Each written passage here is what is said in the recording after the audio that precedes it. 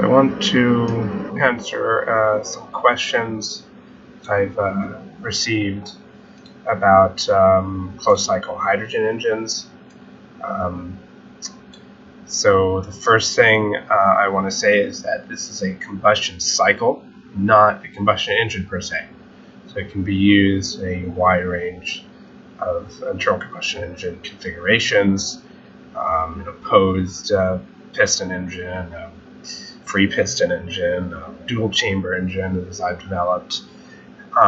It's a combustion cycle and not a type of engine per se. So Otto cycle, diesel cycle, Atkinson cycle, just about any cycle that I'm aware of is theoretically possible with a cycle. Now, what exactly is this closed cycle engine? Well, simply what you're doing is replacing nitrogen as a working fluid with argon. Now, of course, as you know, when you combust hydrogen, you don't get any carbon dioxide. It means that you can condense the water vapor. Water vapor condenses when it reaches a certain temperature and it collects at the bottom, unlike a gas, which remains a gas at all times. And it remains a gas at all different temperatures and pressures. Of course, carbon dioxide can be liquefied, but only at high pressure. So what this means is that the hydrogen fuel allows you to replace your working fluid. That's not possible when you're burning hydrocarbons, because if you burn a hydrocarbon, you release carbon dioxide. Carbon dioxide builds up. So, of course, an oxidizer is required to be carried on board, and that's one of the only disadvantages of a closed cycle. But liquid oxygen is quite dense. The boil-off rate is low because the latent heat of vaporization is not that high, and the density is quite high, so the actual boil-off rate is always quite low. Some people ask, what are the advantages to using this sort of novel cycle? Well, the main advantage is going to be your efficiency is going to be a lot higher, because if we go to reciprocating compressor calculator,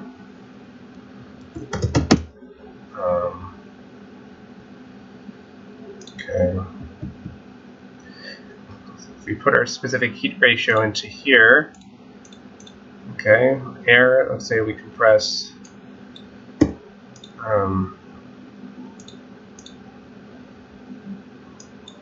okay, compress to 18:1, so we're using a diesel cycle. We're getting 400 degrees Celsius. Now if we increase our specific heat ratio to that of argon, we get 673. So that addition gives you a lot more power. Essentially, you're getting additional power for free without consuming additional fuel. Now you might say, well, if you're raising the temperature like that, doesn't it require more work to compress? Yes, compressing argon requires more energy, but you're getting a net surplus of energy released on the way out. So any Carnot heat engine, the efficiency will be dependent on the total temperature difference. The total net temperature difference is going to be the determining factor for the efficiency of a Carnot limited heat engine. So that's to summarize what's going on. You're heating up the gas, the working fluid, a lot more, and by heating it up, you're getting more expansion. The gas is expanding more, and as it expands more, it occupies more volume, and it gives you more power for that same amount of fuel used. Closed cycle engines can be compression ignition or sparking ignited, as I mentioned, but that would determine the injection system used. For a spark ignited version, hydrogen can be injected in the intake manifold, which requires a minimal modification. For compression ignition, unless you're going to use an HCCI cycle, which is somewhat unproven, you would need to directly inject that hydrogen at top dead center. and of course that adds a significant amount of required mechanical retrofitting and modification if you're going to take an existing engine to convert it to a closed cycle. What's a closed cycle going to be used for? Primarily heavy-duty commercial mobility and or stationary power generation.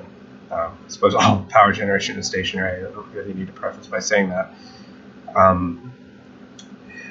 Marine propulsion is a candidate for closed cycles.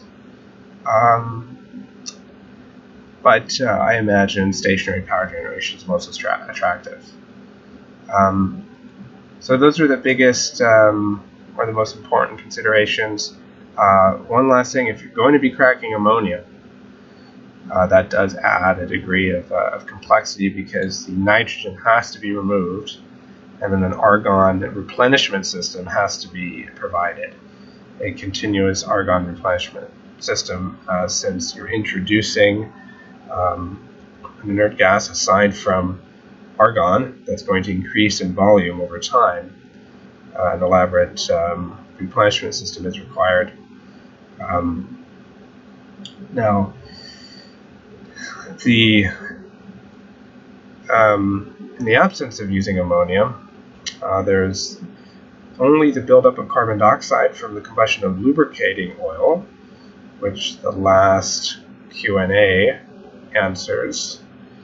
We've done the math, and it is not a big issue, depending on how much concentration you're willing to tolerate.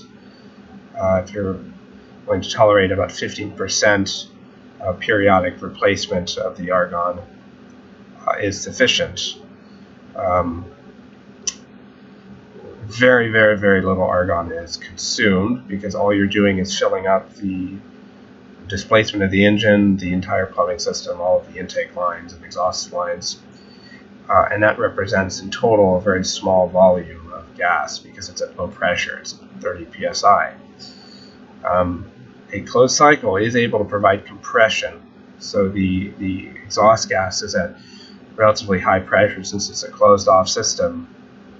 The gas is being heated, the volume of the gas, the density of gas is lower, the volume expands, and so it does provide compression in addition to the power output of the engine. And that allows you to potentially filter out dissimilar gases by putting them through a membrane separator, but that's for a separate video. There are some people trying to work on using hydrocarbons in closed cycles. Using hydrocarbon in closed cycles is quite problematic, as we know, because of the need to filter it out, and the selectivities of argon and carbon dioxide are not very high, so the prospects are quite poor. In my opinion, the prime application for a closed cycle would be a large marine engine running on liquid hydrogen. Burning that liquid hydrogen in a large, low-speed diesel engine, you're going to be able to attain brake thermal efficiencies of around 55 to 60% if we're starting from a base of 40% for a medium-sized large diesel engine. The increase in efficiency was found to be around 35% for an argon compression ignition engine. I'm going to have to go through it and find that 35. No.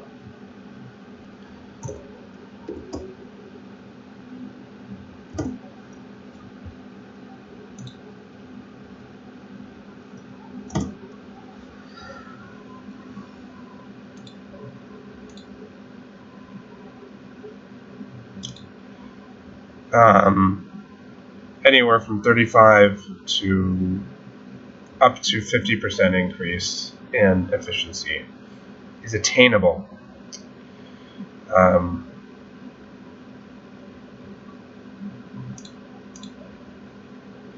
So that's the main thing that you ought to pay attention to when considering closed cycles.